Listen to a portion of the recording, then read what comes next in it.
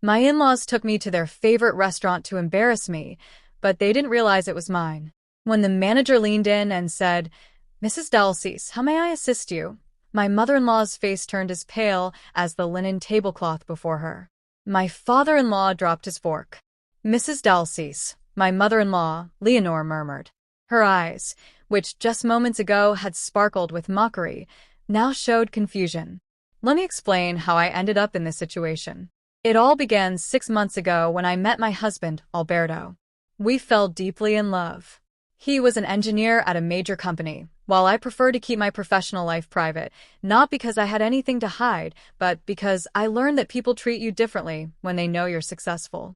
I wanted Alberto to love me for who I am, not for my accomplishments. When I told him I worked in the service industry, I wasn't lying. Technically, that was true. What I didn't mention was that my grandmother had left me a small restaurant 5 years ago, which I transformed into one of the most sought-after places in the city. Casa Luna became the go-to spot for business people, celebrities, and affluent families. Alberto never asked for more details during our courtship.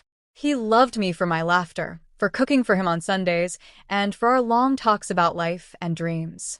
Just before our wedding, I finally shared the truth about Casa Luna.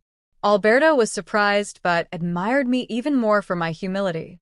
I asked him for a special favor, to keep my secret a little longer, especially from his parents. I wanted them to know me as a person first, not as the owner of their favorite restaurant. He agreed, though he didn't fully understand why it was so crucial to me. He would soon find out. Then I met his parents. The first dinner was awkward. Leonore scrutinized me, evaluating my simple dress and comfortable shoes. "What do you do for a living, dear?" she asked, her smile not reaching her eyes. "I work in a restaurant," I replied honestly. She said, exchanging glances with her husband, Roberto. "How noble." Over the next few months, the comments were subtle but constant. "Alberto deserves someone on his level," Leonore would say when she thought I wasn't listening. "That girl will never understand our lifestyle," Roberto would add. My husband defended them, saying, "My parents just need time to get to know you." I kept quiet because I had learned something important in my years of building my business. Patience reveals the truth about people. Then came the invitation. "Dulce," Leonore said over the phone, her voice sweet but deceptive. "We want to take you to dinner at our favorite restaurant. It's time for you to see how our family really lives." I knew exactly where they were taking me. Casa Luna was the only place they had dined at every month for years. Alberto had told me his parents considered it their second home. "I'd love that," I replied simply. Alberto was excited. "See, they're accepting you." Something told me this dinner wasn't about acceptance, and I was right. We arrived that Friday night, and from the moment we walked in, I knew exactly what was happening. My staff recognized me, of course, but I had given specific instructions long ago, never to point me out or treat me differently when I came in as a customer. Privacy was respect. We were seated at the best table, the one Roberto always reserved. Leonore began immediately. "This place is exquisite, isn't it, Dulce?" she said, tapping her crystal glass. "Of course, you've probably never been to a place like this." Roberto laughed. "Darling, don't be cruel. Dulce works in a restaurant, though I doubt it's anything like this." I looked around at the walls I had chosen, the paintings I had hung, and the staff I had trained. What happened next crossed every line. "Look at this menu," Leonore continued, lifting it dramatically. "Every dish costs more than you make in a week, I'm sure." Alberto tensed beside me. "Mom, please." "Oh, honey, I'm just being realistic," she said, patting his hand. "Dulce needs to understand the difference between her world and ours. It's better to be honest now than for her to be disappointed later." Roberto nodded, leaning back in his chair like a judge delivering a verdict. "Your mother is right, son. We've been too quiet for too long. This girl is sweet, but she's not for you. How can she be the wife of a successful engineer if she works serving food?" I felt my cheeks flush, not from shame, but from outrage. I had endured their comments, their glances, their whispers. But this was in front of all the diners in my restaurant. "I work in management," I said quietly. "I don't serve tables." Leonor let out a sharp laugh. Management? Dear? We all start with grand titles, but let's be honest. Listen, Roberto said, lowering his voice as if sharing a secret. We've spoken to Alberto about Fernando Ruiz, the daughter of my brother's partner.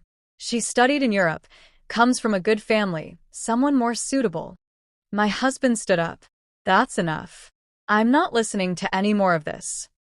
Sit down, Alberto, his father ordered. This is for your own good.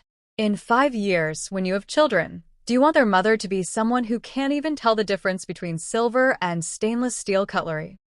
Leonor took my hand across the table. Dulce, you're young. You'll find someone on your level, but my son needs a wife who can stand by his side. Look at this place. Look at this elegance. This is what Alberto deserves every day of his life, not a girl who probably never even saw a fine linen napkin before meeting us. I took a deep breath. A part of me wanted to reveal the truth right then and there, but another part, the part that had learned to be patient and strategic, knew the perfect moment hadn't arrived yet. You know what? I said softly. You're right about one thing. This restaurant is truly special. Leonor smiled, thinking she had won. I'm glad you understand. The details are impressive, I continued, looking around as if seeing the place for the first time. The lighting, the decor, the customer service. Everything is designed to make each person feel important. Roberto clapped slowly. I see you can at least appreciate quality, even if you can't afford it. The dessert here is extraordinary, I added with a mysterious smile. The 3 chocolate cake is my favorite. There used to be a 4 chocolate one on the menu, but it was changed 2 years ago because it was too heavy. A strange silence fell over the table. How do you know about the old menu? Leonor asked slowly, putting down her fork. My heart raced, but I kept my expression calm. Alberto told me. You've been coming here for years. I suppose he mentioned something about the menu changes. Alberto squeezed my hand under the table. He knew exactly what I was doing, building suspense a little longer. Leonor was looking at me with suspicion now, her eyes scanning my face for clues. The waiter arrived with the appetizers. It was Julian, who had worked with me from the start. His eyes met mine briefly, asking if he should intervene. I gave him a small, almost imperceptible smile. Everything is fine. The service here is exceptional, Roberto commented. That's why we've been coming every month for years. You must know the entire staff then, I said casually. As such important customers, Roberto puffed up with pride. Of course, we are preferred clients. But Leonor kept staring at me, and I knew the moment was near because the manager, Sebastian Flores, had just entered the dining room. When his eyes found mine, I saw the question on his face. It was time. I nodded slightly. Yes, it was time. Sebastian walked toward our table with his characteristic professional demeanor. He had been working with me for 5 years and had seen many difficult situations, but never one like this. Good evening, he said with a polite smile directed at the whole table. I hope everything is to your liking. Exceptional as always, young man, Roberto replied with authority. Tell the chef the appetizer was perfect. I will, sir, Sebastian said. Then his eyes rested on me, waiting for my signal. I smiled and nodded gently. Mrs. Dulce, he said with respect, bowing slightly. Is there anything special you desire for tonight? Leonor stopped chewing. Roberto froze, fork halfway to his mouth. Excuse me, Leonor said after a long silence. Did you call her Mrs. Dulce? Sebastian looked at me, waiting for instructions. I took a deep breath. There was no turning back. Thank you, Sebastian, I said calmly. Everything is perfect, but I think it's time to bring the documents I asked for this morning. Of course, madam, he replied and stepped away. Wait a moment, Roberto said, his voice rising. What's going on here? Why is the manager speaking to you, as if you're someone important? Because I am, I said simply. At least here. Sebastian has worked for me since we reopened this place 5 years ago.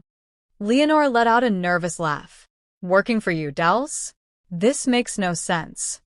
It makes perfect sense, Mom, Alberto said calmly, looking directly at his parents. Dulce is the owner of Casa Luna. Casa Luna is mine, I confirmed quietly. Well, it belonged to my grandmother, Dulce Maria Luna. She left it to me when she passed away. It was a small, nearly bankrupt place then.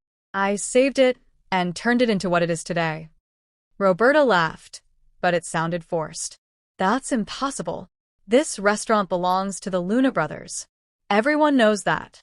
Luna was my grandmother's maiden name, I explained.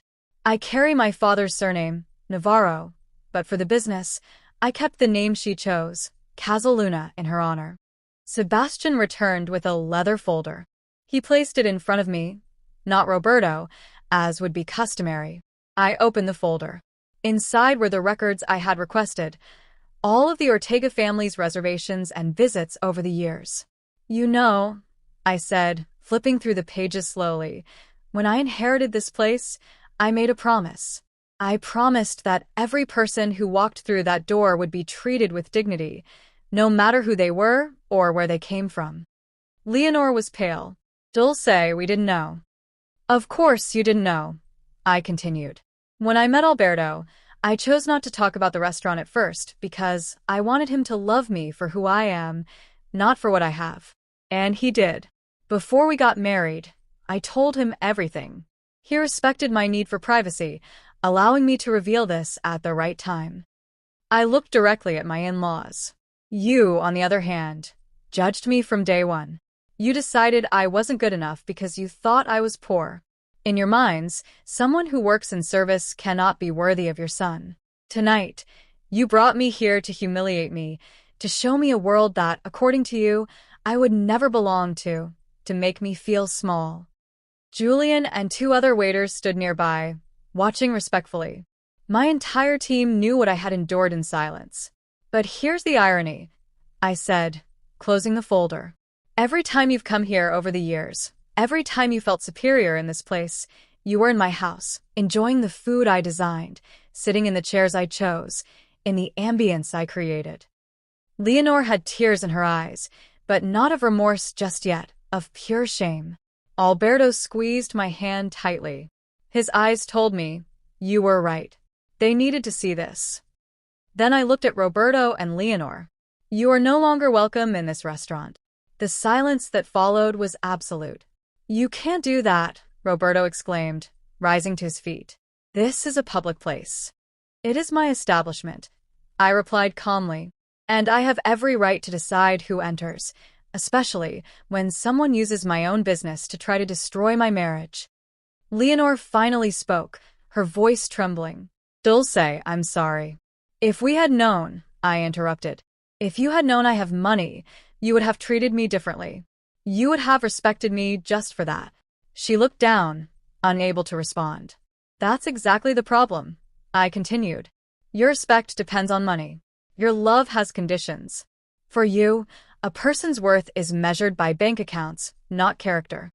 Alberto spoke for the first time since the revelation. Mom, Dad, Dulce told me about the restaurant before we were married. She asked me not to say anything because she wanted you to know her as a person first. I agreed because I trusted her judgment, and she was right. You treated her horribly just because you thought she was poor. I need you to understand why I'm doing this. I said, this isn't revenge. It's about dignity. I will not allow anyone, not even my husband's family, to use my home to humiliate others. I looked at my in-laws again. My grandmother taught me that true respect can't be bought. She built this place by treating every person as if they were the most important in the world. I have continued that tradition, and I will not betray her values. Then something unexpected happened. Leonor began to cry. Not tears of shame this time, but something deeper. She covered her face with her hands, her shoulders shaking. My mother went through the same thing, she said between sobs. When my father introduced her to his family, they rejected her because she came from a humble town. Her whole life, my father's family treated her like she wasn't good enough. My mother suffered so much, and I swore I would never be like that. Roberto placed a hand on his wife's shoulder, his face showing surprise. He had never seen Leonor so vulnerable. But I became the very thing I hated, Leonor continued, looking at me with tear-filled eyes. I judged you without knowing you. I hurt you because I was afraid. Afraid of what? I asked softly, my heart softening just a little. Of losing my son, she confessed.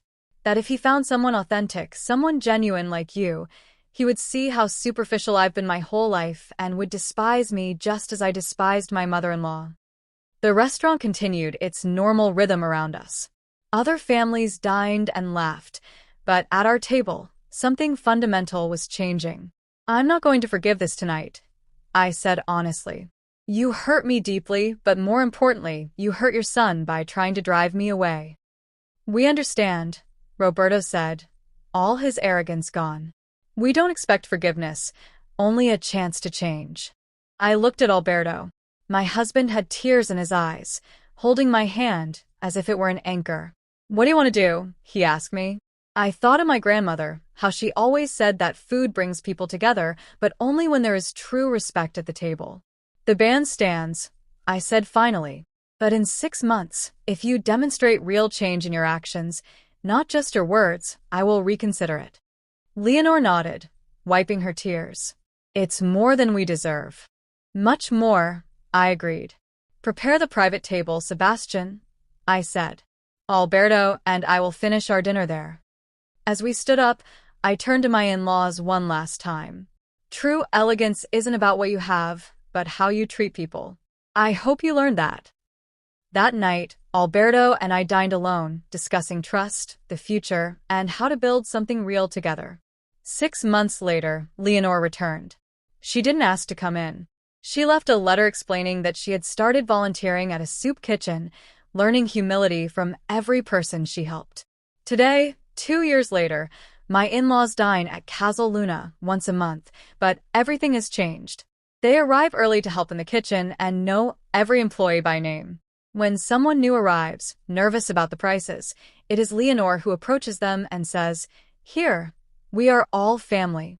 Because that night wasn't about victory. It was about dignity, healthy boundaries, and remembering that respect isn't something you buy.